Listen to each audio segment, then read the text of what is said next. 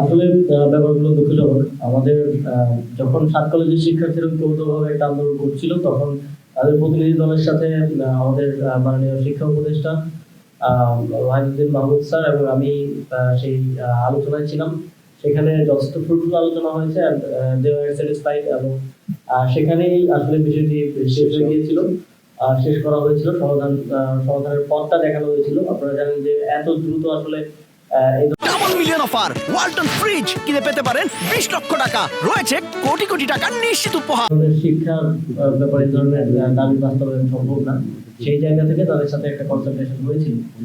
তিতুমির কলেজে যে ঘটনাটা ঘটেছে সেটা অত্যন্ত দুঃখজনক। আমরা দেখেছি সেখানে ওনারা বলছেন প্রবেশকারীরা কিভাবে ট্রেনে ভেতরে পাথর ছুঁড়ে একটা বাচ্চার পর্যন্ত মাথা ফেটে গেছে। এ ধরনের দুঃখজনক ঘটনা ঘটেছে এবং আজকেও ঢাকা কলেজ এবং সিটি কলেজের মধ্যে সংঘর্ষ হয়েছে। এখন আমরা স্পষ্ট না যে কি বিষয় নিয়ে তাদের মধ্যে সংঘর্ষ হয়েছে এবং এই অঞ্চলটাতে আমরা প্রায় এই ধরনের ঘটনা দেখে থাকি। এক্ষেত্রে ছাত্রদের প্রতি আমাদের আহ্বান থাকবে যে যেকোনো প্রকার উস্কানির মধ্যে না পড়ে যেন আইন শৃঙ্খলা পরিস্থিতি বজায় রাখার ক্ষেত্রে আমাদের যে নাগরিক দায়িত্ব সেটা আমরা পালন করি, এই আহ্বানটা আমি জানাতে চাই। যেহেতু ট্রানজিশন পিরিয়ড, সেক্ষেত্রে শ্রম অঞ্চলে অনেক বেশি গ্রিভেন্স ছিল, অনেক বেশি অসন্তোষ ছিল। আমরা প্রায় প্রত্যেকটা দাবি অ্যাড্রেস করার মাধ্যমে সেটাকে স্বাভাবিক অবস্থায় নিয়ে এসেছি। কিন্তু মালিক পক্ষ থেকে স্যালারি না দেওয়া হলে তো শ্রমিক বসে থাকবে, এটা খুব স্বাভাবিক।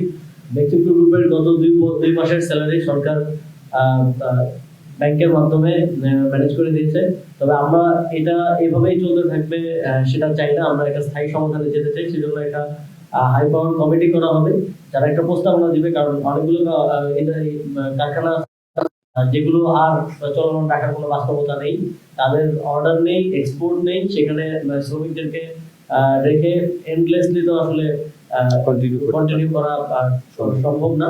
তো যেগুলো সম্ভব না সেগুলো একটা অ্যাসেসমেন্ট করে সেগুলোকে শ্রমিকদের কম্পেনসেশন সহ স্যালারি দিয়ে সেগুলোকে বন্ধ করার ব্যাপারে একটা বিবেচনা করা হবে এবং ওই কমিটির প্রস্তাবনাটা ডেভেলপমেন্ট আছে।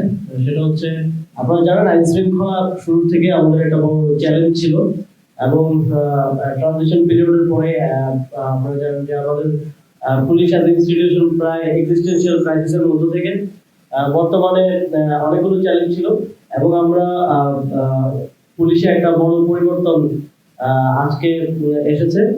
পুলিশের আইজি হিসেবে নতুন দায়িত্ব পেয়েছেন পুলিশের এফবির সাবেক প্রধান বাহারুল আলম এবং ডিএমপি কমিশনার হিসেবে নতুন দায়িত্ব পেয়েছেন শেখ সাজ্জাদ আলী।